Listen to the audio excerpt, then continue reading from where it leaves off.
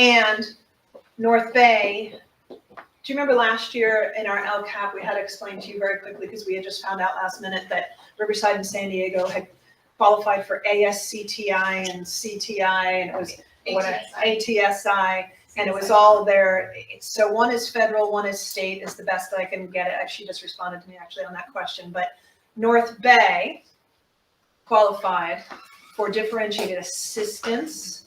The county is supporting us. They were wonderful. They have great ideas on things that we can do to affect and improve our programs for the student groups that qualified, and that was Hispanic, special education, and low income. I also think that with this first opportunity, the feds, let's not get into politics, right? But the feds, so special ed costs this. It's a federal mandate, has been since the Civil Rights Act, right?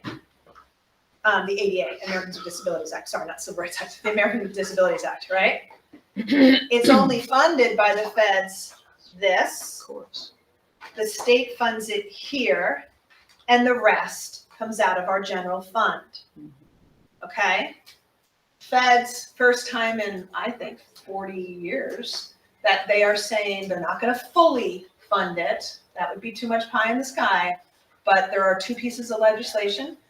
Rachel's helping me write letters to all of our Congress people. And I work closely with Capital Advisors. You might know Capital Advisors, lobbying group that works with school districts and now charters. They gave us the letter basically to send to support this legislation. This could be a huge opportunity for what we're doing, with our special ed students and looking at changes. And the people who were here on Thursday. That's like new spending though. That's a lot of new spending. I don't see how that gets through this year Congress. It looks like it's got across the aisle support, because who doesn't want to spend more money on students with disabilities, right? Nobody wants that when they're coming up against elections, right? That they voted against it. So hopeful, not guaranteed, hopeful, right? Why are you laughing at me? Look at my buddy. But back to Sonoma County being here on Wednesday. It's a big area that they're gonna work with us on, and I hope they have some grant funding of some things we're gonna do to improve our program, because that group keeps coming up as being something that qualifies us under all these categories that they put on top of us. So this bill could help us put some money towards that. We should support it, yeah, that'd be great. Exactly, so. All right, so when the budget came out, when Newsom's budget came out 2 weeks ago, there was some wording in the budget trailer pieces that said, and statewide, we need to shift our focus in public education and do more hybrid and flex. I'm like, at the same time, you're saying. That's through the traditional school system though, probably. Yes, Yeah, but at the same time, they're trying to shut down the people who have already mastered how to do hybrid and flex. Right. So that, I'm saying this to lead into the discussion, right? This is just from Ed Week, one of our periodicals in education, and they too are saying that nationwide there's going to be more of a focus. So opportunities. You have to click on it. I put it in there so they could click on it if they wanted to see it. And then other opportunities, we just started talking about it. I loved it. You went exactly where I was hoping you were going to go with it. Let's examine our programs and explore opportunities to leverage what we're already doing, right? And maybe make it at a higher level and more impactful in the community, right? Partnerships, but also us impacting the community. So exactly what Chairman Lewis said, that, hey, we're doing all these great things for students and we're partnering, we have all these partnerships. And I'm not saying let's do something completely different and start a Montessori preschool at our sites. Like and Abigail actually pulled it up and reminded me, and I went back and looked at it. Last year's board meeting, but in the board meeting before that, strategic planning, we were talking about, could we open up a daycare center or a preschool to make money out of our facilities when not in use? We talked about it. I'm not saying it's off the table. What I'm saying is let's look at what we're doing so dang well and figure out how to leverage that better, now that we can confidently say, we got this, right? So those are opportunities. Possible threats, as you know, I've talked to all of you. I have been on multiple meetings lately where they're saying the legislators in the state of California are going to come at us quadruple barrel on non-classroom based, that's what they call us, NCD schools, and all charter schools like they do every legislative session, but because of some of the blow-ups, and there's been 2 more since the A3 situation that we told you about a couple of years ago, with non-classroom based schools, with a FCMAT, Fiscal Crisis Management Assistance Team, which is the state auditors of school programs, finding that there was all kinds of fraud and huge expenses of things that shouldn't have been huge expenses. So good thing we got out of that reservation. Huge expenses, but worse than that. So it's going to be ugly. That's what they're saying. I don't know whether they're going to have time to make it ugly, but that's what they're telling us. There's already meetings now because there's already bills being slated, what do they call them?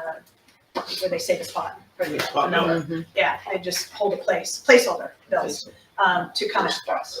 So fiscal sustainability or constraints due to enrollment fluctuations, right? We're sitting pretty-ishness. But the state budget, nobody believes that the whole Prop 98 thing is really a thing and that it's not going to work out that way. Let's just put it that way. It was a very positive budget release for public schools 2 weeks ago, but Our superintendent, Where they get the money? our two superintendent says the percentage guarantees funding or whatever. Yeah. But when the pie is this big and it gets this big, yeah, It's money. right. Yeah. So it was more positive than what we had heard was going to happen. Liz is right. I said positive budget. She's like, that was positive? I'm like, but it was more positive than what we had heard it was going to be for public education. We heard slashes this year. Do you remember we talked about that? Mm-hmm. We heard slashes for current year funding, and that did not get released. Not that it can't. All right, reauthorization based on state testing and student performance and dashboard colors is definitely a possible threat, but you see what we're doing to affect that change and make those changes. Because if you remember, you all, reauthorization or renewal of our charters is based on all of the things we just talked about and more, but it's how well our kids do. It's also how many of our students are tested. We need to make that 95% because it can kill us. It's on graduation rates, chronic absenteeism, and also how all of that, and the CCI, the career and college indicators, that's how they determine whether or not they're going to renew us. So it's going to remain a threat no matter what, okay? All right, couple key fiscal considerations. This is, you all asked for this information, and this was the time to present it so that you know what resources we can put towards whatever we're going to talk about doing for the next couple of years and focusing on. Okay, you guys asked for this on a couple different occasions. This is the best time to present it. Would you guys like to take a 5-minute break or just keep going? Steve's saying keep going. Yeah. Okay, because you guys can get up and go. All right. I'm just asking. We're rolling. All right. These are good things you're laying out here though that we need to be discussing. Yes, yeah, you need to know what we have money to spend on before you go talking about spending money. Well, I So didn't for know the first time. I didn't know our money was under a mattress either, so Ralph's going to talk about it. Yeah, well, yeah, So to speak. so to speak. Yes. So, a couple points we're gonna hit, unrestricted money versus restricted, different reminders about ending fund balance versus cash and reserves and how those things are not necessarily the same. Best practices for cash on hand and reserves, and just cash on hand for operational fluctuations, which we see a lot of in the school world. So to start off, just a reminder of ending fund balances. This is a number that you see on all of our fiscal update slides, and the board had set a previous goal to maintain an ending fund balance equal to or greater than 20% of annual expense. North Bay, North Valley, and San Diego are there easily. Riverside is getting closer, but that large facilities project has been, kind of making it a slow growth. So we're getting closer, we're kind of hovering at around, 15 to 17 over the next couple years. So getting close to 20 at Riverside. Once that project is fully depreciated, the annual depreciation expense is going to go down a lot. will help the ending fund balance grow, and we should be able to see it get above 20% within the next few years after, because our depreciation ends, I believe, in 2025.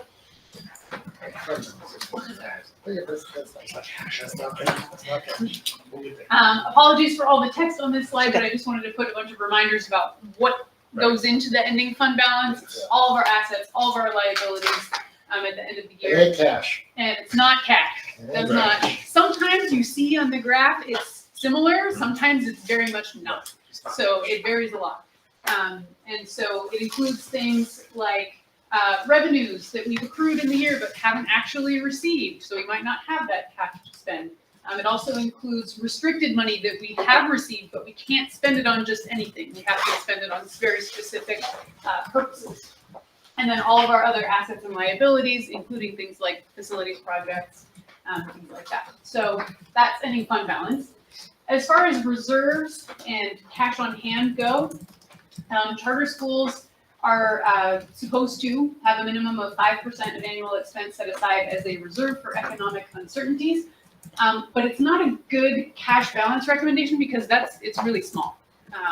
Operationally, it's not nearly enough for the fluctuations that we see throughout the year.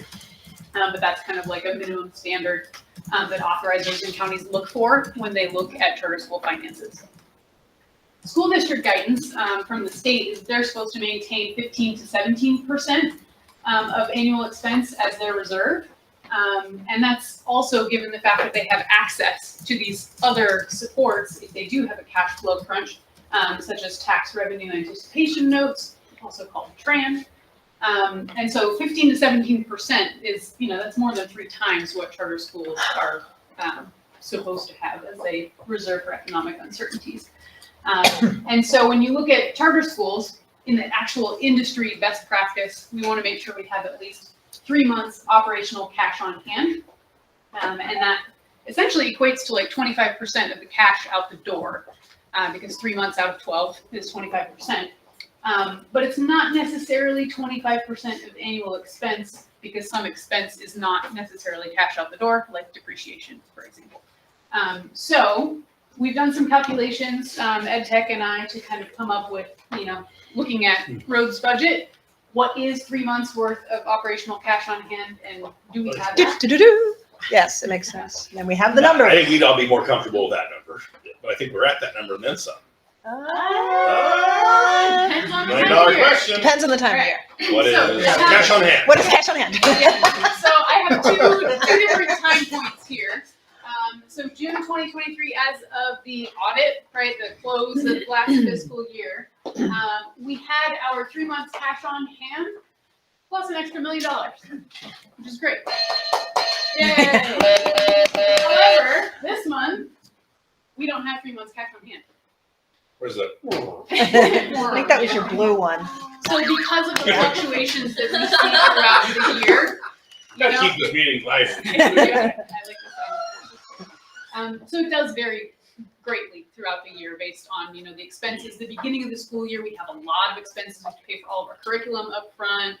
We do, teacher training, travel, for. And that's how the state pays us too. We have that low before P1 payment, P2 payment.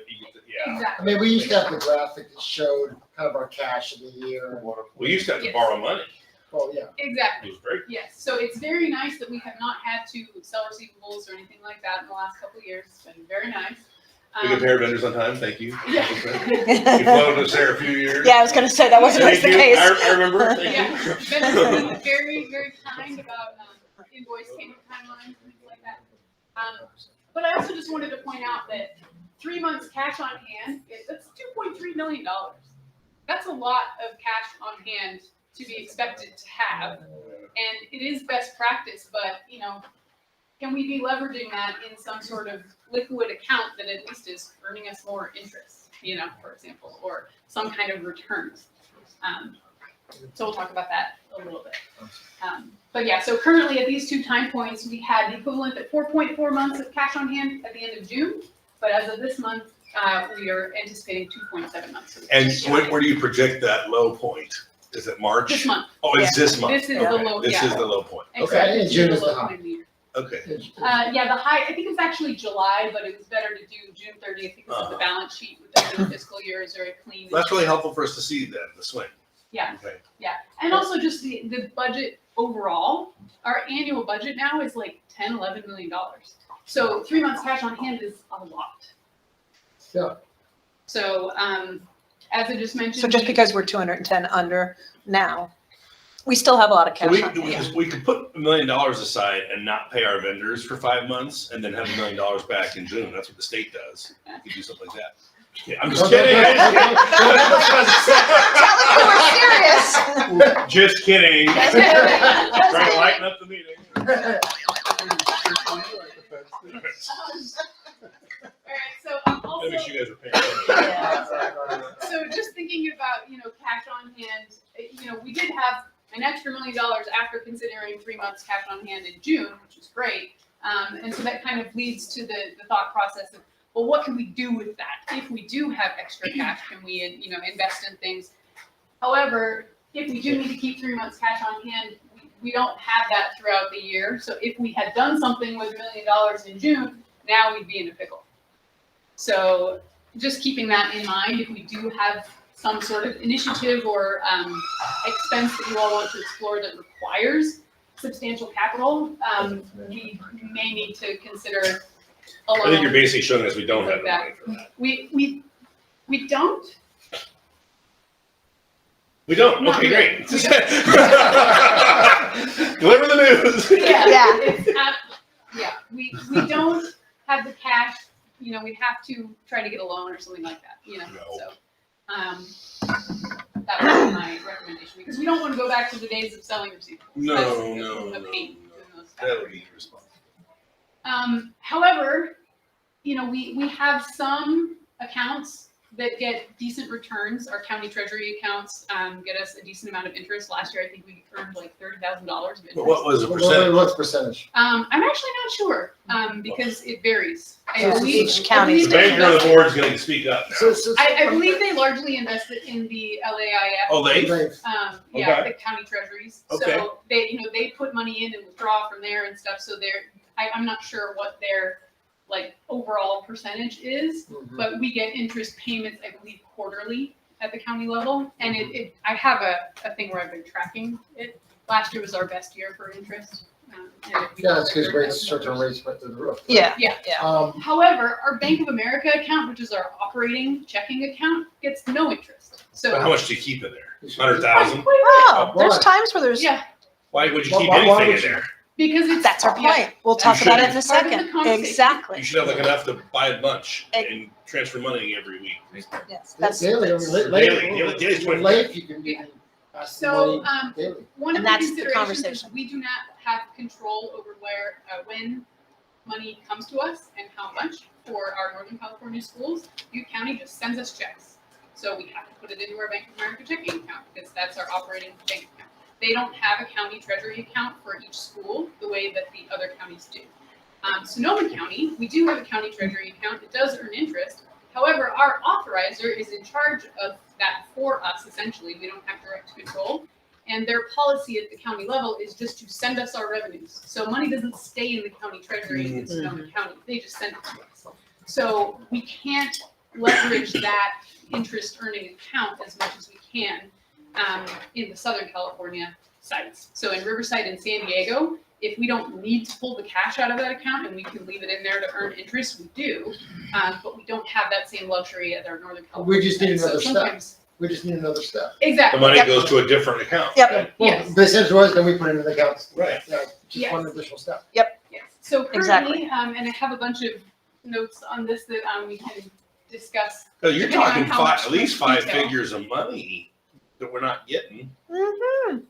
Yeah, so we least. can, at this point, the financial policies and procedures require that if any account is to be opened, like bank account or any investment account or anything like that, it must be authorized by the board. And to date, you have not authorized the opening of any account in addition to the Bank of America business checking account. But that might be something to consider.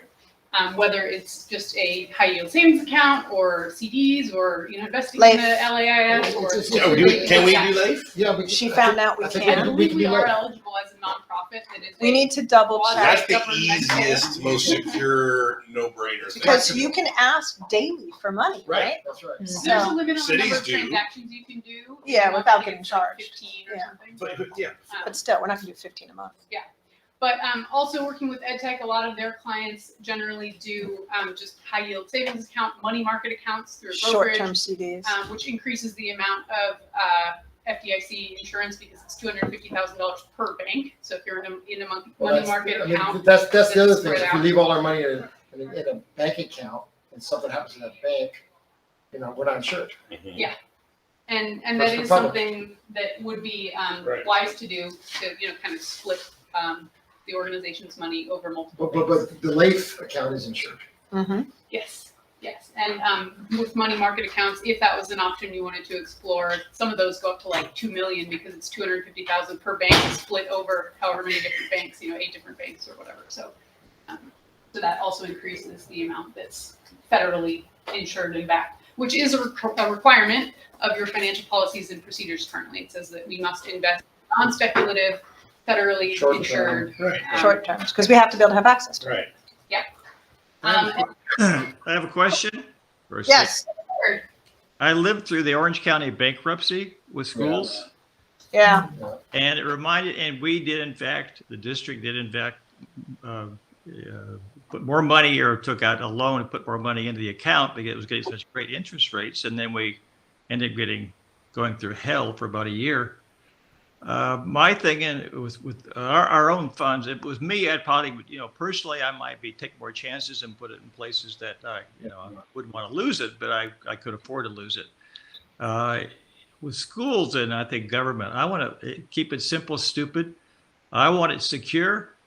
I don't want to worry about it. And I don't want somebody have to find a better interest rates or whatever. That's life. I want to keep it where I know it's there and it's not my money. It belongs to the kids.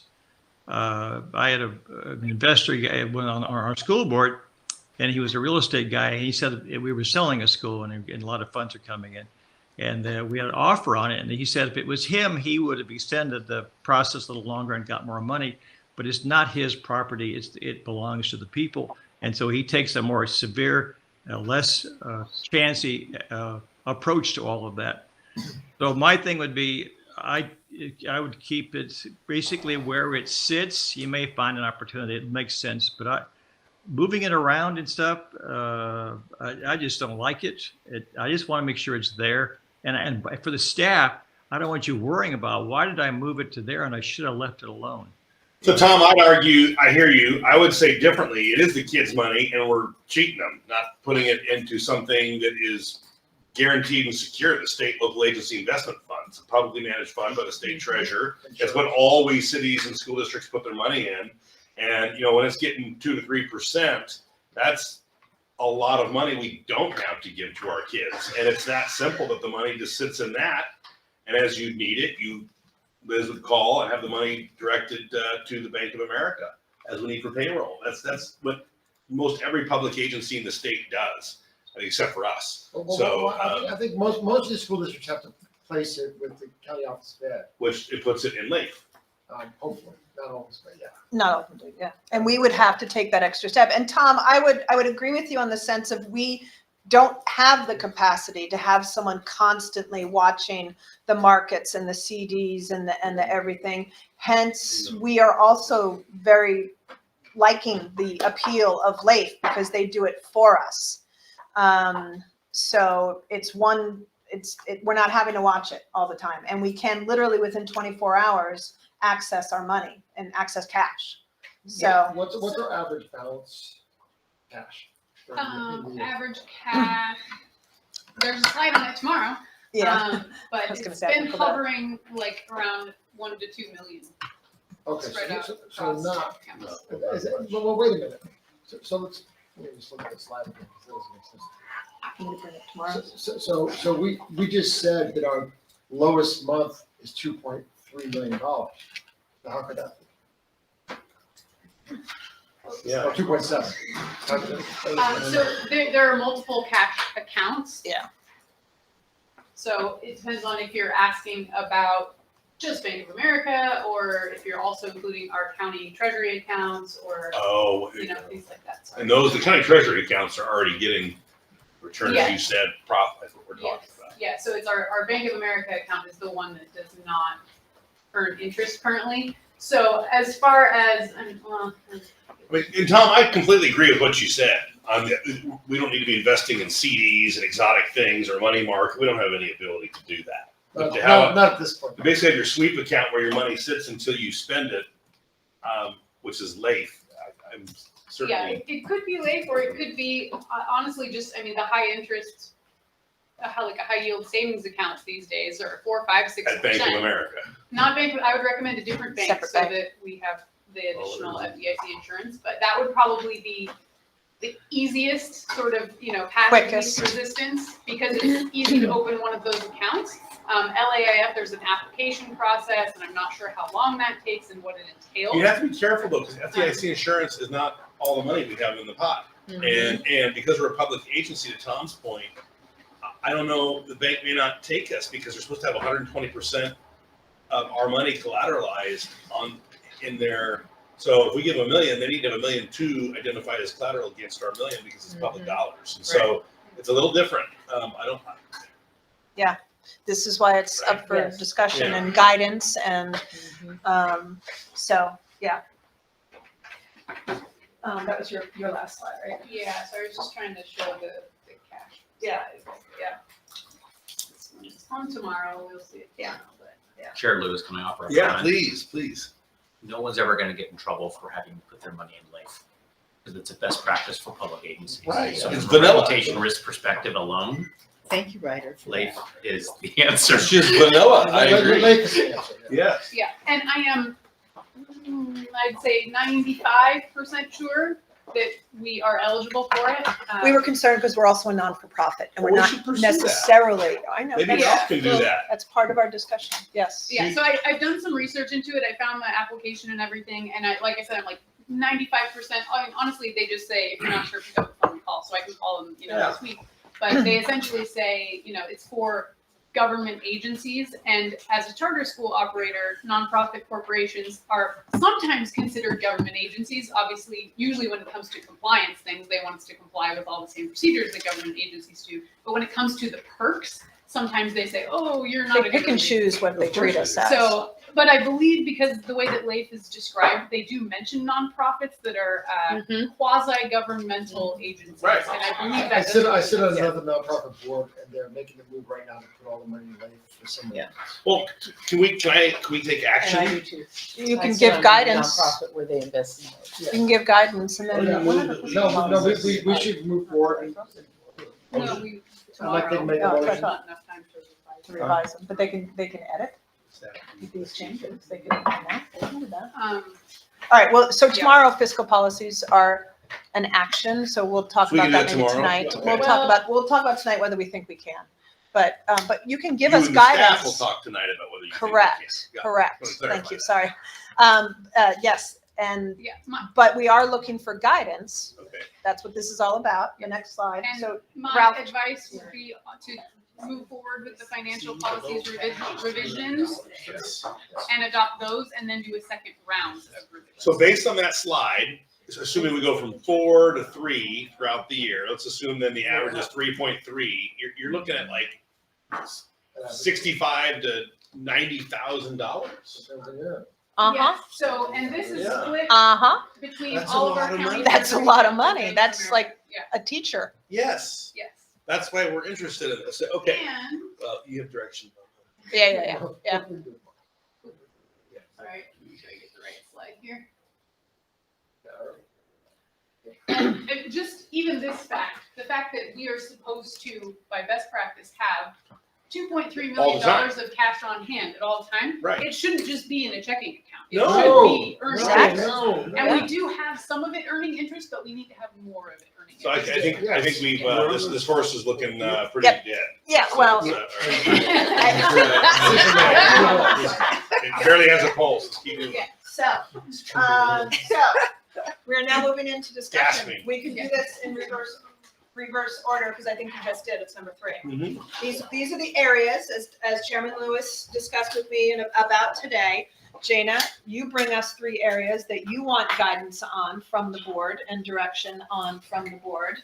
And and there might be other things you all want to talk about as well, but these are the areas that I'm requesting some guidance and support and direction on. So I think I heard you loud and clear on number 3 just now, and that's the horse you were just Oh, talking yes. about.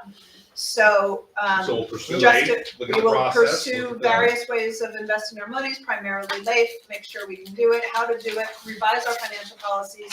At some point, we'll On the talk about April it tonight. agenda, if we're eligible, that's when you get authority to do it. And Tom, if Tom was uncomfortable, he has the ability to speak to that. And we can discuss it again, but you'll do that. Okay, Yes, great. so 3 is done. Let's move on. You want to tackle 2 or 1? Go, you're. So, number 1, community partnerships. We talked about this, right? You guys it was lovely, the conversation already. Making ourselves more valuable by providing more to the community, increasing utilization of our existing practices, English language learner classes, could we do GEDs, AP classes, things that we could offer the community to make ourselves more tied to our community, back to Chairman Lewis's point, about making sure that people understand who we are and that we are valued and we're doing lots of things for our community. More partnerships with county offices of education. We walked away from that meeting the other day saying, gosh, this is awesome to be partnering with Sonoma County Office of Education. And yes, differentiated assistance status forced it upon them and us in the sense to have that first conversation for the first time in a long time, not only one, but it was amazing, right? Those kinds of partnerships. More dual enrollment, more concurrent enrollment. You saw the numbers going up in concurrent enrollment. It's our first dual enrollment classes. It is all about Luis having taken, Luis Portilla, you've met him before, taking charge of that, handling that, and then working through the ECs to make that happen. I want more. That's all I'm saying. And- So on that, real Yeah. quick, these 3 things is when Jan and I talked, and I know she met with many of you, so I appreciate you making time to meet with the board members. That was really important. Was looking at the strengths and opportunities and threats that we just saw. Based on that volume of information, what then that informed these 3 focus area discussions. So there is some strategic, just to tie this together, these weren't just kind of popcorn, because I knew, and Tom, you're always very articulate about not doing too much, what's best for the kids, not going in too many directions. And so looking at what we already have going, what momentum we have and the resources we have, these 3 things kind of boiled up to the top. Now, I think number 3 had one other bullet, if I wasn't mistaken, and that may be on a different slide. It wasn't financial, it was pursuing investments. Wasn't there also revenue streams? Or did we cancel that? No, we're not, you're the board. Everything is up for Because discussion. you're talking about, you're gonna get into this community use of facilities, and we're not giving these away free, right? I don't know. Oh, I don't know, but that'd be something for us to discuss. Anyway, I think that was something out there that as we're looking at partnering, that was, I think, because I remember in our conversation, I tried to monetize our facilities in the past, and I'm not trying to go back to that. The board said, no, we're not doing that right now. And that was a thoughtful discussion, so I'm not being that board member. This was a different thing when you started about where does the community need our facilities? Where are there shortages? And I went, even if we had low 5 figures of different color revenue, that helps us with some other things, as we talked about earlier. So And yes. that's why I like to kind And of see we how that don't ties in. know in each one of our locations, what's needed in the community and what we're capable of handling, and as you always say, our capacity. Mhm. And this is, again, echoing what Dr. Halverson always says, do we have any energy for this? Where is this gonna come from? And again, trying to leverage what we already do well, rather than starting something new, right? So in each one of our communities, what I'm looking to guidance from you all as a board is, yes, Jana, we want you to pursue this, you and the team pursue this in each one of our jurisdictions and come back to us with what you found out. You can put some energy and, really the only fiscal resources towards it at this point in time is me, Abigail, Louise, Kristen, site administrators doing the research. Bring back to you in April as one of the benchmarks, what we discovered, what's possible, what do we have capacity for, and then what the next steps would be in each one of those jurisdictions and who's gonna do it. And then, because it's April, I might have an ask, maybe for a position or a half a position, or whatever, depending on that. I have no idea. I really don't have any preconceived notions. But I'm just saying, let's do this in steps. And what I'm asking for is, yes, Jana, this is reasonable. It looks like it's already doable, in the sense that this is just dovetailing off of what you already do, and you're gonna do more of it and move forward to pursue these things. Wow. So, based on our conversations today, we're already doing this with the dual enrollment and a concurrent enrollment. And it seems to me like that's low hanging fruit for a lot of reasons. It's also something that ties us in, it does a lot for us. I think we ought to be continuing to invest in that in all our sense. You know, based on graduation, the reaction from the representative from the junior college, it's a natural. Yeah. I think that's something to spend time on. Some of these others, I'm not sure if we really have the bandwidth to address, but that one to me is like number one, personal, number one person. Okay, thank you. We have bandwidth and capacity, and I'll let my leadership team and staff talk to that. Yeah, please, Also, everyone share. but, This is, And there's a bunch of people online too, and I forgot to introduce them. But, sorry. But we have bandwidth to figure out if we have bandwidth. Let's put it that way. okay. For example, we teach students who struggle well, and it works for kids, right? But we still have students that we say need to leave, or they age out, or we get kids coming to us. You know, is a GED something that people in the community want and need and possibly could pay for, to your point, Chairman Lewis? Is there a need to have more parents of ours who are low income and or Hispanic that wanting a GED or wanting EL classes, English language learner classes? Because again, I'm not saying let's start a Montessori preschool. I'm saying let's take what we already do and leverage it to build more partnerships in the community beyond what we're already starting to do. And I hear loud and clear, and I appreciate it very much, Board Member Holmes, that yes, you want us to pursue even more the dual enrollment and the concurrent enrollment. But these things, we at least have the capacity to figure out what we would have capacity for and what our communities need. And that's really what I'm looking for some support on and guidance, is to say, all right, Jana, come back to us in April. You're telling me your team has capacity to do some digging, do some talking, do some calling Santa Rosa Junior College and Palomar and Riverside, find out what's needed, find out what they may not want anything. We might come up empty-handed. You know, or it might cost us money, and we don't want that to be the case either necessarily. But we want to be able to put some energy behind just looking how we can leverage what we're already doing to build more partnerships in the community. Yeah, no, I think, I mean, what Pat and Jim talked about in terms of internships and sort of programs, I think that Yes. makes a lot of sense. It's not gonna Good. ruffle any feathers. I Yep. think having those conversations with the junior colleges is a good one, because we don't necessarily want to compete with them, we want to augment. Exactly. Yeah, There's stuff we I do go that back they can't to do. Tom Halverson's comment of how does this help our students? With the junior college and the dual enrollment, it's very obvious Yeah. to me. The others, I'm like, yeah, I don't know. And I appreciate that. It's not the only time I agree with Tom Halverson. It's a scary thing. We Bless you. all of our schools are up for renewal in the next couple of years. Yeah. Mhm. It is, Chairman Lewis said it way better than I did. It's really important for it to be hard for them to say no. Because we have partnerships, we have people who understand, more people who understand what we do, and we have more value in the community. And again, I'm not saying I want to give out a bunch of free programs. No, but I'm still interested in this. Oh, go ahead. So I have a question on the GED program. So why is it more beneficial for us to offer it rather than the other Great more question. traditional Great question. sources Great question. for providing it? That's number one. Uh-huh. But number two, does it make sense for us to offer that as a means to help parents that don't have their high school diploma or have not completed a GED to get it, to be able to help their kids more effectively because they have completed that? And is that something that would make sense? It may be a very small number of people but we would be focused on a population that's related to what we do in terms of their having children in our Exactly. schools. And That could be a win.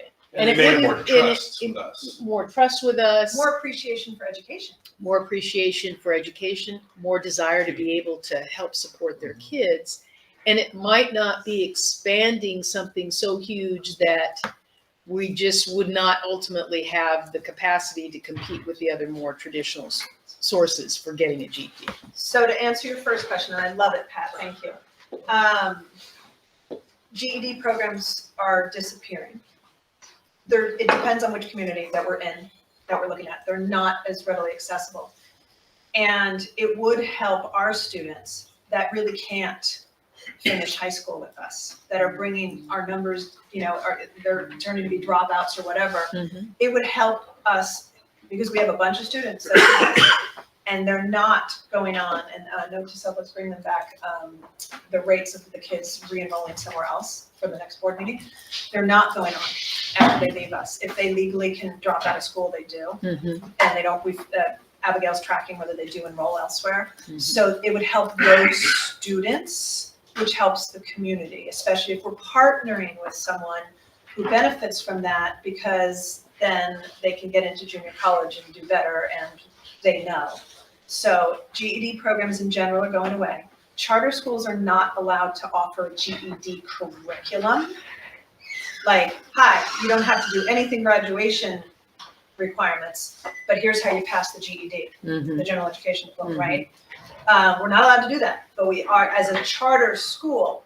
But to offer a program in the community and to use our online curriculum that we already have, that we don't have to do anything new with, it's kind of just a natural extension, and maybe not in all of our jurisdictions. And then to your point, Pat, it helps the families, and maybe it is only our parents, but again, it's about Santa Rosa Junior College and Santa Rosa City Schools and Oak Grove and the county office knowing that this is what we want to be, this is who we are. And us getting, we've always said, let's not get on the radar. Now we can get on the radar in a really positive way, Well, right? I like Pat's question was very good. Why would we Yes. do it, not them? 'Cause I don't understand the money or the competition there. Yeah. What I do know is our parents trust us, and if we're helping Sonoma County build a workforce, a more qualified workforce, a more qualified Absolutely. employees, which is what every city's looking for right now. And that these parents perhaps can even work on this GED preparation while their student is here, so they can come together and their students in one room, and I can't imagine this is going to be hundreds of people doing this, but No. but it's just an extra thing we can say we're doing for pivot families, as opposed to advertising we're competing against. Right. Yeah, So- and again, so- there are lots of people who would be very appreciative in some of our communities for an extra GED program because they're, What's the They're going away. what's the revenue on something like that? Or I how does have that no work? idea. But How are they because I haven't funded? spent my time on it, because Is you it- haven't said I should. Is it state revenue that funds these, federal dollars? What funds You these know what, I programs? have no idea, Ralph, to be honest with you, I'll find out. But I believe if you are a school that offers GED, you can get funded for it. Charter schools can't, but but there are also private programs that do GEDs. And I think in some of our areas, there's community colleges that do GEDs because the kid comes in and they can take kids that don't have a high school diploma, but the kids don't have the skills to handle it. And then the junior college is like, whoa, they're all dropping out because they didn't have the skills, so they offer GED programs. So, I guess my one concern, and maybe it's not a good concern, but is that sort of, it gives an option to kids that you're trying to get to graduate, that's not graduating. Yeah. And it doesn't sit that well with me, and maybe Yeah. I'm wrong, but that's my natural. but if they were gonna leave anyway, Yeah, if they're No, gonna that- drop that's out. That's a different Yeah. conversation, but Yeah. geez, you're struggling, How do you're you- struggling, and some of them are gonna make it, some aren't. Well, if the ones who are struggling and aren't gonna make it decide to go get a GED, then, they didn't get their degree. Well, I don't think we offer I it don't to know. them I don't just know. because I they're just- struggling. No, We work no, no, harder no. to support them. oh, but- yeah, absolutely. But if they come in and say, I'm leaving, this is not for me, then Yeah. that would be the opportunity to offer that alternative so that they actually ultimately leave with something valuable. whether it's graduation or the GED. Do you know off the top of your head how many have been withdrawn through an independent study determination, roughly? Well, besides from that, which is near future, one way to think of it is we have 14 years of high school dropouts where we were the last school they touched. And who are now adults, maybe they're parents, not of ours, but they're adults in the community. And I know every EC has one student. This really, I think a way of thinking of this is it goes from the heart of what we do, and we always say as teachers and educators, I wish we could do more. What's one more thing maybe Rhodes Education or Pivot Charter School could do? And we all have a student that was so close that didn't make it and dropped out for a variety of challenges they were facing. It'd be a dream come true for many teachers to call them and say, hey, it's been 10 years. Do you want to finish? What's happened since then? And so I think whether it's dual enrollment, whether it's offering night classes on our sites, using our facilities for more things, it's going from what are one of those ways that we wish we could do one more service for our students, our families, and our community. And one model to think about is this new idea or recent of community schools.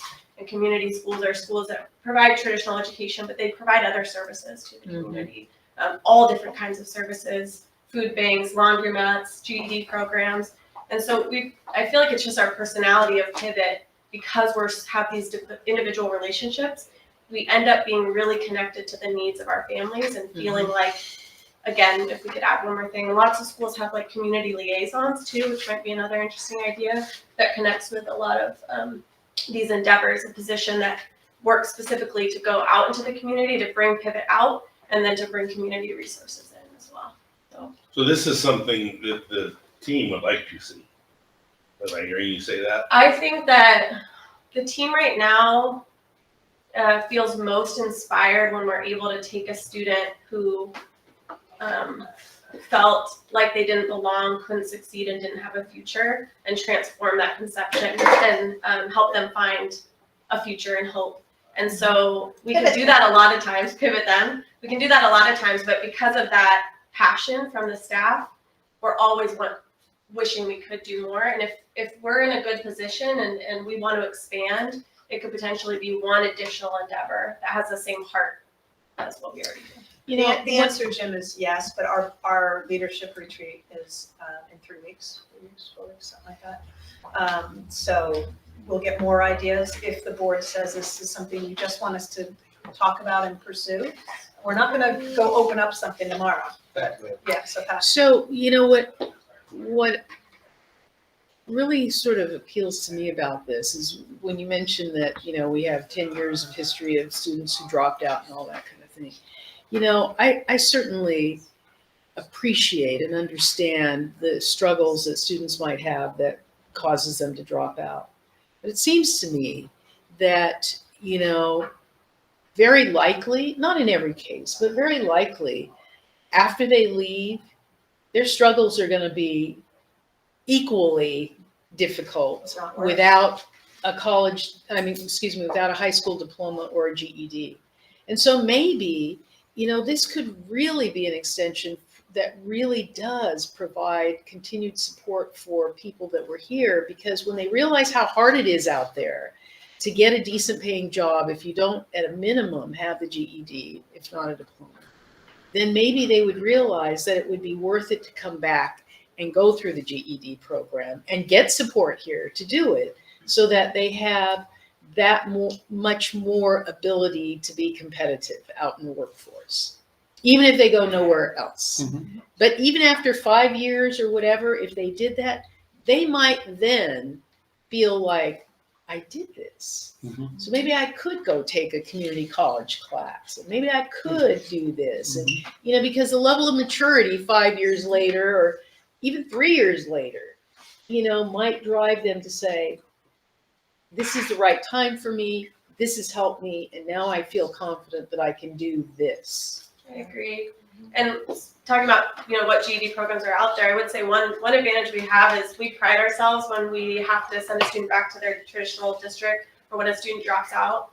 Overwhelmingly, we hear this was the first time I felt valued at a school. I thank you guys so much for everything you did, even though it didn't work out. So we have so many community members who appreciate the relationship that they had with us.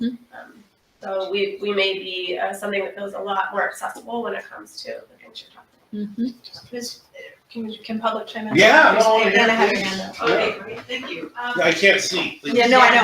That's okay. I was just gonna say that for a while there, we were helping people who were adult students get their high school diplomas with us.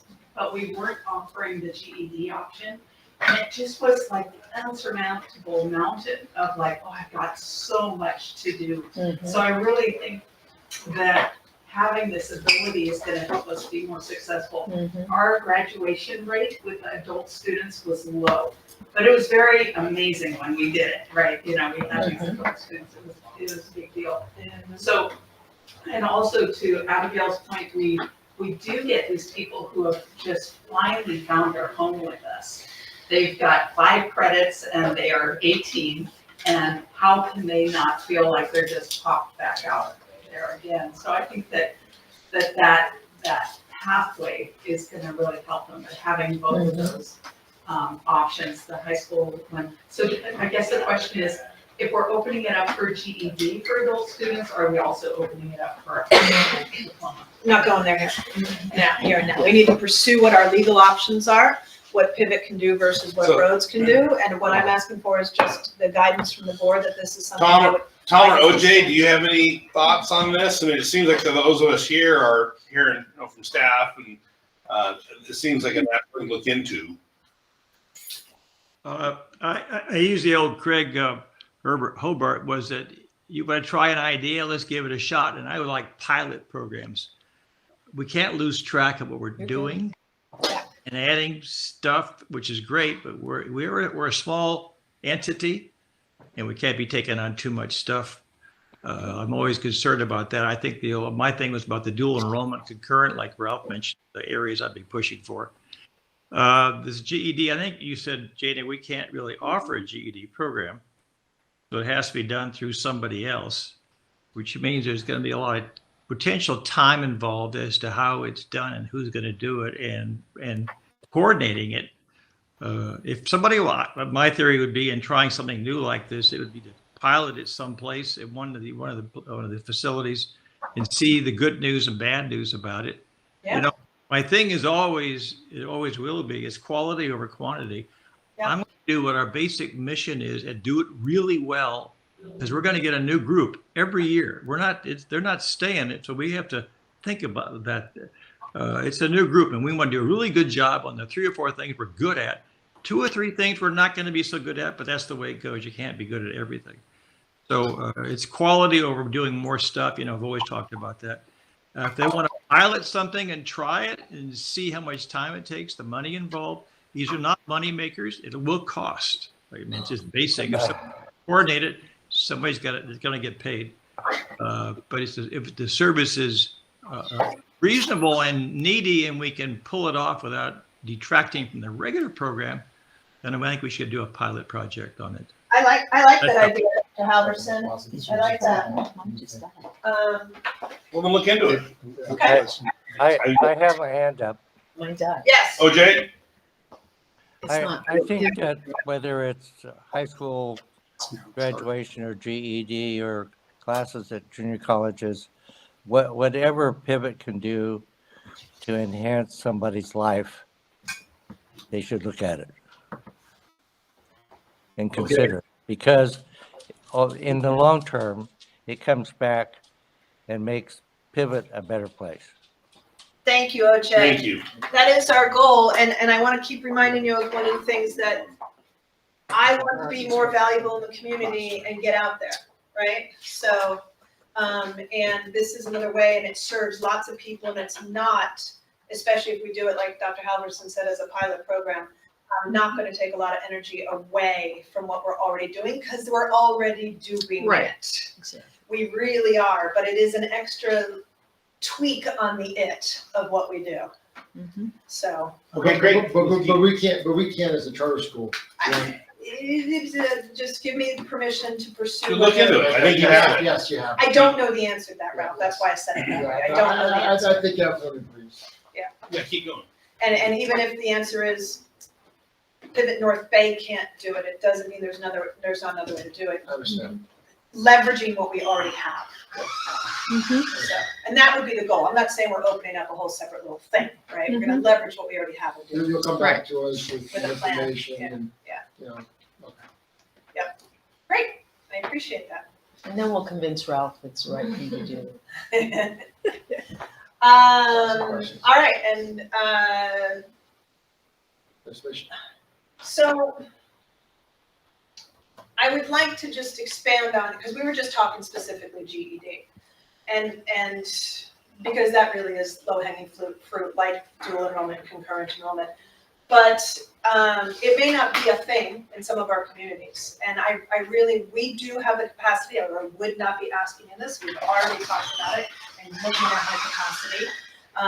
They're pretty excited about this. They've already been kind of going down this aisle, and I don't know if this is on, Denise can speak to it, but I want really the board to say, and when you come back in April, I was on that phone. what other kinds of partnerships, I'm not talking new programs, I'm not, what kind of other partnerships might be out there? How do we get in with them, get them into us? Because GED might not be the answer in all of our locations, and the need for our students and for us in the community is big in all of our locations. So, does that make sense? Yeah. So I'm really asking for your okay to pursue other partnerships and ways we can embed ourselves in the community beyond the GED. Again, nothing new, just, we just need some time to focus on that and say, we're gonna go that direction for a little bit to see what's out there. right? And, hey, Well, get it- my Go ahead. input on that, I guess more from the students, if it looks like it could lead to apprenticeships or training for the kids. Yep. That's, other than that, I mean, that'd be my thing about how do our kids benefit by us having a partnership with whoever it is, Boys Club or somebody, I don't know. Yeah. That What would be the you're- reason we're doing it. I don't want to be offering more services to Correct. the community itself. I want to take our students and they can then they could gain by being in one of these situations, our own students. Exactly. Offering more service to other people, I'm not so sure about that one. Yeah. But anyways, that's a feeling about that, so. I love it, and I definitely want to talk about internships, because that's gonna hit it hits our dashboard and everything So else. does Yes, that- yes, I hear you, Dr. Halverson. Is that on the list, this internship apprenticeship thing too? It is now, should be- Yeah, I'm very interested in that. it is now, I love it. What about, so we've covered dual enrollment, current enrollment, Yeah, GED, we covered internship, community, apprenticeship. us in the community. What about person. facility use? You had talked, I don't want to try and, we're not putting on a daycare program, we're not putting on but like I think, for example, Boys and Girls Club where I live is struggling to find places and they will pay to rent places. I don't know if we're even in that spot or if we have facilities like that, but Jenny, you had mentioned this to me. I think we should explore after hours, because when do our students are usually gone by what, 2 o'clock? 12:30. So we have all after school to do, and that's the way you endear yourself to a community by making your facilities available for after school programming by Boys and Girls Club or somebody else. I think we should sniff around in each of our cities to see if there's a way, and they have money, they will pay a marketable rate. So I would like to see, this isn't my old idea, this is different, I think back to community partnerships and making facilities available. The city, like our cities doesn't have any facilities, they're tapped with our own recreation programs.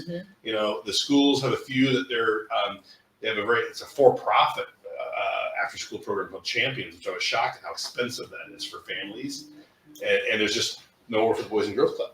And so I would like us to consider that if there's support from the board as we're looking, just float it out there. As many of you are at different meetings in the community, I know you serve on several committees yourselves. Is there a need? I'd like to know that in each of our sites. Not doing an RFP, not putting an ad, just. Well, the first place I'm gonna go to is the Chamber of Commerce, because they know, and we're members of Chamber of Commerce in every one of our jurisdictions, so that would be the one start. Go, hey, what are you hearing? Who needs what? You know, we've got a possibility here. Now, keep in mind that some of our leases prohibit it, but we can also negotiate that. We would hope. So, so that's great. Okay. I'm pretty excited about that. My only question about that, we tried thinking about that in the school district, but it had to be a piece of the property that wasn't used personally by a teacher or anybody else, because you had to clean the whole thing up and get out before the other people came in. So Yeah. it had to be call it like an auditorium type place that you just had chairs and stuff or tables, but it couldn't be a space we used all the time with the students because they had to get rid of stuff or put it away every time the people are coming in. So I think we got to be thinking, do we have areas that are kind of wide open that doesn't take much to clean them up for others to use? That'd be Yeah. fun. But otherwise, if it's more, the whole instructional areas, then we got a lot of stuff that can't be laying around when somebody. So anyway, I think that's the kind of area you can look at. Yeah. That it gets really difficult to do it. No, there's personal items, teacher items, effects. I totally understand that. But even in this facility, there's a lot of lockable areas that are big with modular furniture. It could be you'd have like set up maps. You gotta leave it this way. You gotta leave it this way. You gotta wipe things down as part of the operating agreement, or you're out. And they're I gonna have appreciate insurance, that, and they're gonna that have. conversation. Craig, you had your hand up. I was just gonna say, hopefully it's not the inappropriate time, but this has not been lost on us. And the Riverside site, we're in the process of renting it out every single afternoon, Monday through Friday, with the soccer club. So, I'm sorry, that's news to me. no, it isn't. Yes, it is. No, we talked about. Oh, that lady. Oh, yeah, we're not that far down. Don't worry, we're not that far down. But I'm just saying, like, that's not lost on us. We've heard this No, for no, no, years and yeah, years yeah, and but years, they're and now enrolled we sort of have an students. idea. They're gonna be enrolled students. That's not renting it out as much as enrolled students. It's Yeah, anyway, eliminating the yes. possibility. It is not lost on us because Craig did come across an opportunity there, but they would also be enrolled students. So it changes the lease issues, so. Okay, I think I got the feedback I need and want from the board on that. Are there staff or other board comments or questions or directions you want us to try to pursue while we're healthy and happy and have the capacity to pursue some of these things? And I think we just back gave you a to pretty in a good year list and there. say, Yeah. the doo-doo hit the fan and we didn't have time to pursue any of this, and I'm sorry, but thank you, and we might not, but right now we do, and we're really excited about it. So, Let's see what all that says. okay, Um, I like it. That's just enough for us to start peeling. We some can end on layers. a good note. Legislation. Legislation. Wow. This is, Chairman Lewis said, we gotta talk about this, and we've got brains here, including for Pepe Smith, our partners for many years, and you all and the experiences you have, and OJ and Dr. Halverson have been, over the years dealing with it. I'm at a loss. I don't want to throw any of our membership organizations under the bus, but oftentimes what ends up happening is we're not big enough to put pressure on legislators, and every time they push, and this is ugly, and this is ugly, and this is ugly, we always have to give up something else to make sure that the huge ugliness doesn't happen. So we give up this and we get this. And that's the way it's been since 1998, or 1982 is the charter legislation in the state of California, but nobody even recognized charter schools until about 96 or 7. We weren't on the radar, but now we are, and they come after us, right? So, and specifically our type of school is a non-classroom based school with some of the implosions, and people, when you look around, it's like, oh, really, do we look like we're non-classroom based? But they don't want to talk to us, right? They don't want to listen to the door. If you remember a couple years ago, we hired a lobbyist. He did get me into Mike, Sonoma County, huh? No, local senator. Okay, I looked it up like a week ago. But anyway, he's still there. And, the first thing he said as soon as I walked in was, so what's this thing with the state authorized charter schools? I'm doing away with that. What do you think about that? And I told him why it happened and a little history. And so the point is, we're not as an entity, as Pivot, necessarily strong enough without connections and ideas that are unique, specific to Pivot. Because I'm telling you, as a movement, we lose every year, right? And yes, our organizations do make some headway, do get input, do get things changed, don't get me wrong. But it's still ugly every time in the end. It's just not as ugly as where it starts out. So this was something that Chairman Lewis. Chairman Lewis. One day. Wow, one day. Sorry, I was giving away your title. Sounded pretty good. Chairman, yeah. Honorary degree. So I'm gonna, this was something that you guys wanted to talk about, and we need to brainstorm, and I need some ideas. So I think, I'm curious what you're gonna think about some of this, because they keep picking at us, and I understand some of these independent study programs or charter schools in particular are bad. They are. And we're not gonna be able to blockade Bill, I don't think. But what I do think is, how do we, through our own marketing and telling our story, get to Sacramento? Because I mean, the Charter Schools Association too doesn't seem to, it's not gonna carve itself up. So it's kind of an interesting, there should be carve outs in this for, if the state wants to attack those schools, there should be carve outs for, if your school has this percentage of school lunch, this percentage of some of those percentages you showed us earlier, this shall not apply to you. And I think that's what we tell it. There's carve outs all the time. And so schools like we are what they want. They just don't know about us. Exactly. And with one fell swoop of a pen, they wipe us all out, which I don't think is what they want to do. They don't know that they don't want Because to. they don't know. That's right. So how do we collectively, as the good independent study schools, and you are very networked here, get together to tell that story to members, starting what committee is this bill going to get assigned to? And how do we start with them? You know? So as part of, the charter school group, maybe it's a disadvantage because we're so small within that, and, their needs are maybe different than ours. Should we not have just a separate group, it's just an independent charter schools, or is there such thing? There is. I mean, There is. and is it a group that could do more than, no, okay. So it hasn't, let's put it that way. They don't have a history of making significant headway on legislation except to change the title of what they call us to recognizing our personalized learning. Again, they participate in some of the whittling away at the bad legislation and getting some things changed. I recognize that. But it's, as Eric Premack would say, who, wrote the charter legislation and with Senator Hart in the state of California, it's, death by 1,000 cuts. That's one of his, he has more Premackian statements than I have Jaina-isms, but they're all very, very accurate and useful. So death by 1,000 cuts, and we just react, right? And that's the reason why we're able to have this good discussion this time, is that we're not reacting to something huge coming after us, but it's coming, right? We know it's coming. So let's be proactive. And really part of it is, let's just be honest. We need to get in front of Dems, Democrats, Yes. because, and we have Republican friends. That's not an issue. I don't want to be preaching to the choir.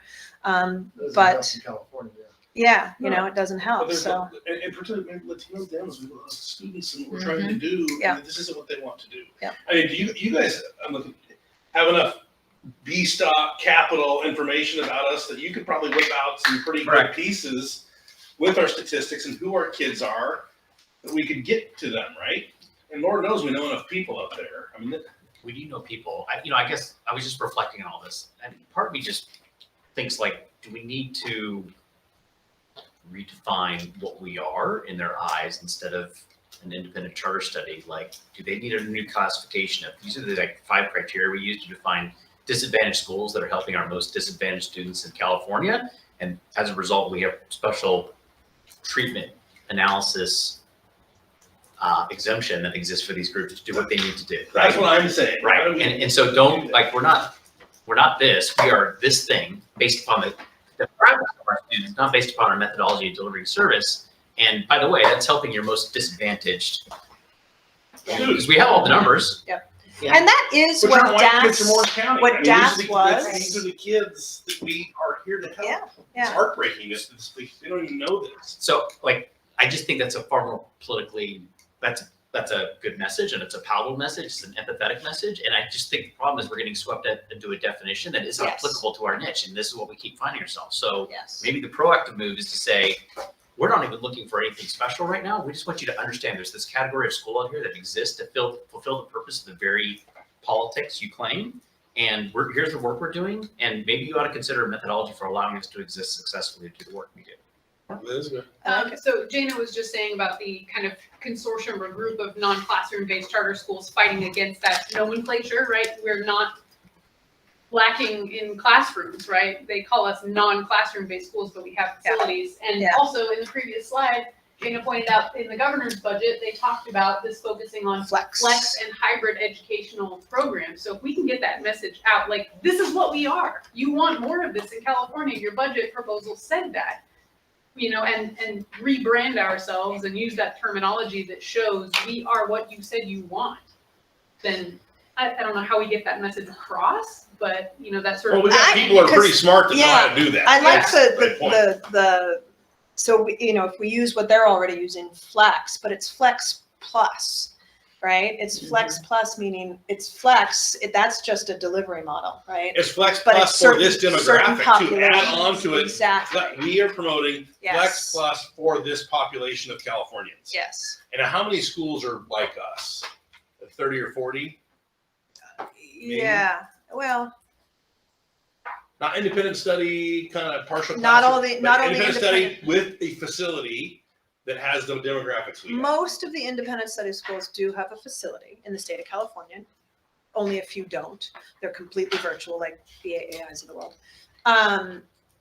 But they tend to serve more traditional homeschoolers, which, but some of them, their numbers look just like ours. They That's really fine. do. They look a lot like ours. Because Like River Springs, they Because look a lot like ours. in my mind, I'm They're trying to think of a huge. direction we could give you. Yeah, yeah, We're yeah, not I gonna know, solve I this know, today, I know, but like I saying, let's invest something into Pepe Smith to put, what would that look like? What would a campaign look Yeah. like that you would do for us, and how quick could you turn that around? Then you, who are 5 to 7 schools like us, that their executive director, or you trust them, that we could contact and say, we're considering, would you be part of this to help us have a larger message? And that they're geographically, hopefully some in larger cities as well. And then what would that text or thing look like that we want to be, or that we Yeah, the title. and those yeah. are the three, in my mind, those are some things that we should be working on, because we don't have time, right? Bills Yeah. are kaput, like by April, May, there they are, and they're working their way through the system, and we're kind of getting late. So I heard you already say we could leverage some time with Pepe Smith. And I don't want to waste Pepe Smith's time in the sense of, I would love for us to brainstorm with just our team that's on this, with the folks here, and then bring something to you, Ryder. And then really what I would like is Ryder and Nicole, if you guys would be so willing to do so, sit at a table with the organizations that are going to be asked to come to the table when these legislations hit, and plant the seed with them and have it already packaged. And regardless of what this bill looks like, I think there's so many things we've already taken in the chin. We might want to, when they understand what we are, maybe they claw back some of those things too. I'm being optimistic. It's a little foolish, but there's a lot of new in Sacramento. Yes. There's a lot of new members. We have a new speaker. We have a new Yes. president of the Senate, and they're not from big cities. They're not that kind of thinker we have. Yeah. And they're from rural places in Central California, which is Yeah. very unique. Yeah. And we happen to have a few of our schools, 2 of them in places like that. So I think if we're ever going to have a shot, there's a very unique shot. The legislature is going to be incredibly new next session too. There's a bunch of them terming out. We have 38 new this year, and it's as many next year. It's significant. So the institutional knowledge is going to be, from the committee consultants, is going to be really important. Why aren't we sitting with them? So I know that the bigger associations should be thinking this, and I'm sure they are. I'd kind of like They to know, are. that'd be They another thing I'd like to know, where are they? Okay, They that's the are. fourth thing. They- What's the position of They had the you know? non-classroom based schools come together, a couple of times already. I'm part of the group. It's an invite only group, giving our feedback, but they're already taking the stance of, what are you willing to give them? Give And, like when the big legislations come up, what's your threshold of pain for, Right. we don't do this. 90, probably 100%, I don't know, I'm guessing, but most of the independent study schools have these things called accounts for the Right. parents, right? We don't do that. But, so that was the question, like, well, are you willing to give up those accounts? Oh, hell no, they all say. Yeah, we are. Right. They shouldn't we do that. already- I don't like that and we practice. already What have is that? given I it don't up. understand. So Oh, they set aside money for parents to spend. They don't actually get physical cash to spend on, well, I want my PE to be horseback riding, so you're gonna pay for So horseback families, riding. oh, we're gonna go to Disneyland and study roller coaster science. The whole Yeah. family goes and Yeah. charges it for their ADA. This is happening. It This is. is why they wanna get us. It is. Yeah, that's the thing. Who can we And- carve ourselves and out with our- and say, yeah, we think that's wrong? And our organizations are saying, guys, they don't like this. What are you willing to, how Families much do can, that. and I'm They like, buy fancy computers and shouldn't be AV doing equipment for this. their house because they're Yeah. doing multimedia presentations. Yeah. This is what I they know. think we all are. I know. You know what, Jim? As I've been listening to this reminds me of the demise of redevelopment. Don't say it. Yeah. I mean, it does, Yeah. because there were all of those redevelopment agencies that abused the power that they had Yeah. and sent families to Disneyland Yes. and all that stuff. And the redevelopment agencies in some of the poorest communities that were making the biggest impact with their redevelopment, with the redevelopment law at the time, didn't matter. You know, everyone got painted in a certain way. Yep. And despite all the legislative efforts that were made at that time to save redevelopment, communities like mine, where we used our advocate and said, look, these are the things we've done. We've never taken money for this. We've never done this. We've never done this. We don't do things like big redevelopment agencies. We're not abusing the law. But they You died know, anyway. But the whole thing went away. And it came back in a different form that didn't benefit the poorest communities at all. So it's that gone was, for that them. was kind of what I You're right. wanted y'all's input on to some degree, because this is not, my area of expertise. I'm an educator. Because what I would hope, but it sounds like it's not very, it's not really a chance. They wouldn't have a chance, is that Pivot could just define who Pivot is. And if we had connections, we could get, some kind of carve out. And we've talked about this, but if, You want to try Yeah. to find a school in each member's district or something. Yeah, You can't just be on our own. More, You got- need more. Yeah, no, You you gotta have find to have schools more like clout. us on each member of the education committees. Yeah, you gotta have more clout. and CCSA does, and PREMAC does at CSDC, try to, they rally the troops. They say, look, if you're this school, call this guy. And if they do that, they really do, but it's not working. Right. So That's we my gotta problem. redefine what we are. It's like, I guess, we could talk about it. Is there support from the board to have this discussion about who we are? Do we have friends out there that are closer to us in some of these districts, identifying those, seeing what the other groups are doing, and working with Trepepi Smith on what material or what information a campaign might look like? I mean, that's what I would like to suggest we do in the next 90 days. Okay. Well, I'm not the king. I mean, No, I know, I'm, I hear you I wonder where you were right now. Like, No, I'm stretching a little bit and thinking about it. I think we've got to figure Mike out. McGuire, that's what I was thinking of. Sorry, Oh, yeah. remember I said Mike McGuire. he's the Sorry. Senate president, right? He's the new Senate president. Yeah, Pro tem, yeah. No, I'm just reflecting on the conversation with this. I'm learning a little bit. My question was just, can we find organizations like ours?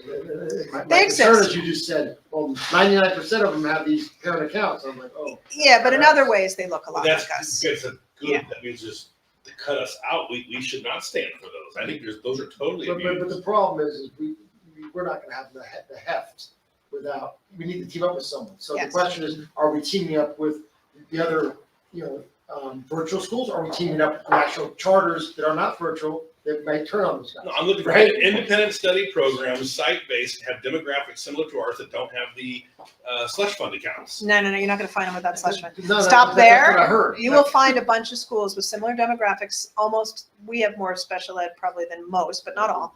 But similar demographics, but most of them have the slush funds. That's a good way to say it. Well, but how many don't? I don't know. Well, I'd like to know. Somebody must know. I mean, Nah, I mean, that's not a trackable thing, like where it's a database, but I mean, I could call around, but it's not a trackable. What's your gut on that? Premax group wouldn't know. They don't, that's not a box that you check when you do surveys, Because kind that of a is one of thing. the things I think they want to take away. I think, Yeah. right? Ed Tech wouldn't know. So why don't we define a category that doesn't include that, and then if that ultimately is successful, I guess we need a coalition, then Yeah. people can make a choice to join that category of school. Mhm. The term I just used with Kaylee here is safety net schools. It's a term they recognize in Sacramento. Like my local.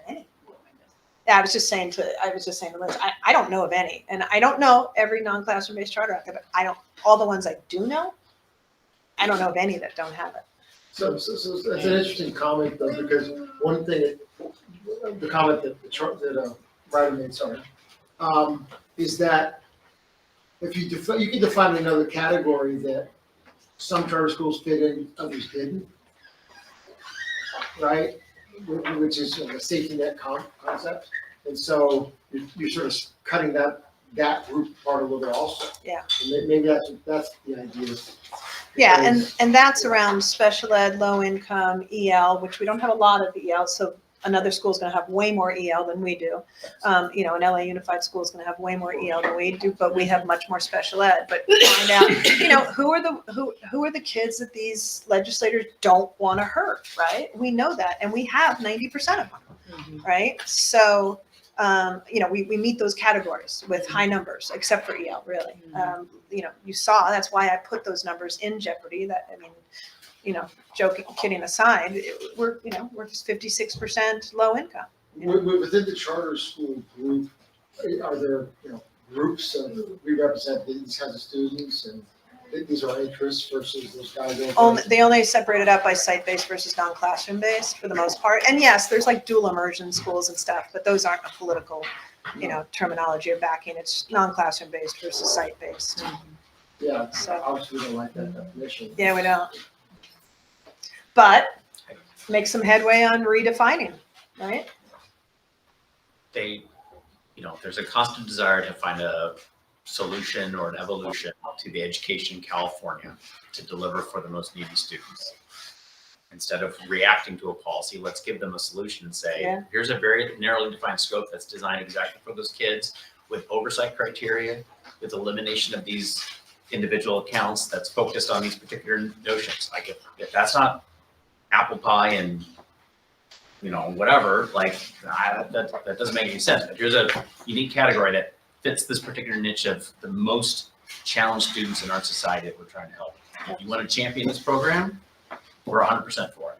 So, but we need to sort of create that category. Yeah. And figure out 100%. who I fits can into do that I category. can do that. Yep. We'll create a subgroup and then go push. Yeah. Right? But I That's think the we process need the we're data. talking We need the data to say there are 300,000 students in California that meet one of these criteria of difficulty, right, or whatever that number is. Yeah. And they're about. underserved. That and number's challenged. accessible. It is. It's, statewide EL, statewide. And the question is, do we think that those charter schools would join together as part of that group and say, hey, we're not horseback riding school, we're actually serving these poor kids, Yeah, you know? we may have to.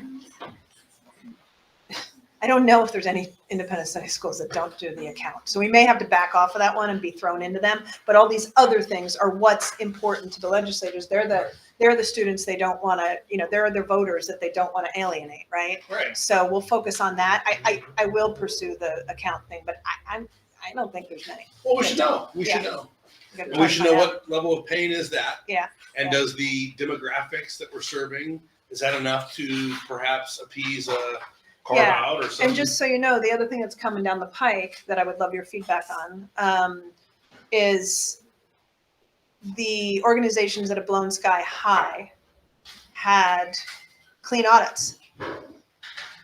Because in different situations, the district and the auditors and the county all just turned a blind eye. It was too easy to cover up the thing, and it's not covered in the state audit guide when this auditors show up at, come into your, all the stuff was missed that were just, huge red flags. And this most recent one that's going to be released, and the LAO report, the legislative analyst report, is not going to be pretty around this.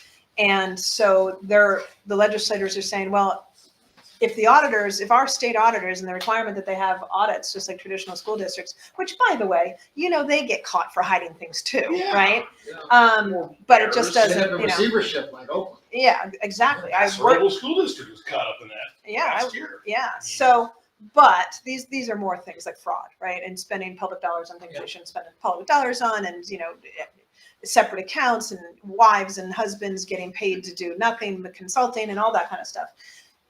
You can make that look good in an audit, right? And so the legislators, from what I hear through our organizations that are trying to, get ahead of this, because they're trying, are saying that, the legislators, these audits don't work. So what the heck? Like, what are we going to do? And it's more like off with their head instead of improving the audit process, or we're going to have a separate criteria, or it's just off with their heads, from the beginning. There's no in between. Right. And they're right. These audits aren't catching a lot of this stuff until it's way too late. Right. So I guess Go ahead. I would just observe, like, perhaps if that's part of the momentum, then part of our message is to come up with, here's the proactive solution to say, we're going to define a new category to approach this that introduces the level of oversight or transparency we feel is necessary. And this is the impetus for why we're creating this. Or can we create I hate to create a Yeah, I new like thing, that. but a certification or a review by a certain agency you can submit voluntarily to show your percentages, show your commit to these things, and you're not, I don't know, that's a whole new. no. It That's is another already, approach. it's already created and it lost power. It's called the Advisory Commission on Charter Schools. I actually used to sit on it years and years and years ago.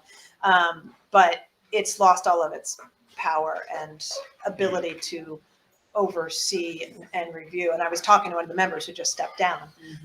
It already exists. And so every time, we or a senator, and that was actually Senator,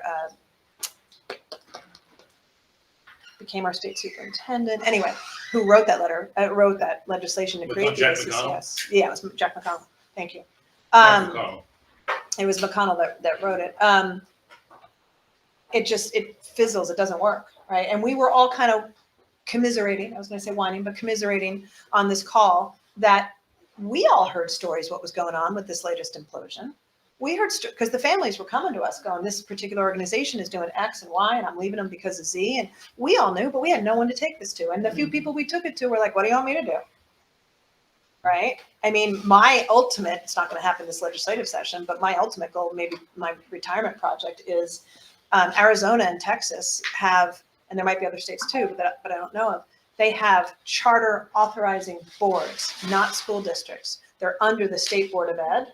So the State Board of Ed does, is the ultimate oversight, but these guys handle all of it. And they're the ones that change policy, and they're the ones that watch, and they're the ones that police, and they're the ones you go to, and it's a charter authorizing board. That's ultimately what we should do. It works in Arizona and Texas. But that's not going to happen this legislative session. That's just my 2 cents. How is it Nobody's working listening to in me Arizona and Texas? on that. It just- It sounds much more equitable to have an organization Yeah. like that makes the determinations and battling it out with school districts. Exactly. Yeah, that's why it works. But does it work? I mean, how does it work? I mean, does it mean there's less schools? Does it mean what does works mean? Well, there isn't the battles with your authorizer, and there's not a whole bunch of legislation with districts going, I want to get rid of my charter schools, and you need to float this legislation to get rid of my charter school, and how do I get rid of my charter school? And going to companies saying, they literally write up papers, how to get rid of your charter school, and they're online, right? You Google that, you'd find it for a school district, right? So it would eliminate all that stuff, that ugliness. Wouldn't eliminate the CTA coming after the charters, but, they would have less power. CTA, goes to a school district and says, yeah, here's my attorney, here's how to shut them down. It wouldn't be as effective if they had a charter authorizing board. But anyway, that's, it's not going to happen right away, but I would love to see it happen. I'd love to get somebody's ear that would want to do that. So do you have enough direction to pursue Yeah. something and keep us in? I just wanted your input because this is Keep not us my aware by area. email. Can you keep us Yeah. posted? And this is what we talk about next. But, Yeah. that's helpful. Okay. So, may I just say, Yeah. the one thing I'd just like to add to this is, once we figure out what we want to do, how can we be influential or helpful? Like, can we take a trip to Sacramento Yes. and sort of Yeah. pound on We doors? need to for get in there? we need to get in the doors of the right Right. people. Because when every year we have big, let's get all your parents, wear your Yeah. t-shirts, come down to Sacramento. And it does help because they see all these t-shirts, they see the voters, but the people who, all they do is see that, and you're not actually sitting down with somebody who can make a difference, right? And it does help, trust me, but not, impact. No, I know, and it's, I don't want to be, So- make a exercise in futility. Yeah, but but we if need like can be one-on-one. influential in Yeah. any way, Yeah. I think Well, we should try to do Jim, that. lobbyists like we know Right? can help get us in the door and Yes. even get us opportunities when there are hearings on it to be able Yes. to be there and make a statement. And then she'll probably help us if we ask. Yeah, I think they would. So, And we the just need last to have time, this homework done so we Yeah. can make our Yes. case. Exactly. And, But it's you know, most- I got something to show them. It's most important to figure out what we want to do and then Right. how to do it. and then I want to get face to face with a lobbyist that's going to help us do it. Mhm. That doesn't have a conflict of interest. Which can be tough in Sacramento when it's charter schools. Okay, was there any other area that a board member would like to bring up for discussion that wasn't previously discussed? Are we okay with this direction? Yes. Good stuff. You're all doing a great job. Tom, OJ, anything you wanted to bring up additionally? I'm good. Okay, Tom, you're okay? Tom gave us a thumbs up. Yep, sounds good. I can't see you on the screens. Okay, thank you. Great. Then I think that is it. I think we'll break for lunch with the team, and then we'll meet with you in closed session, and that's our day. So, okay, we're reconvening into open session.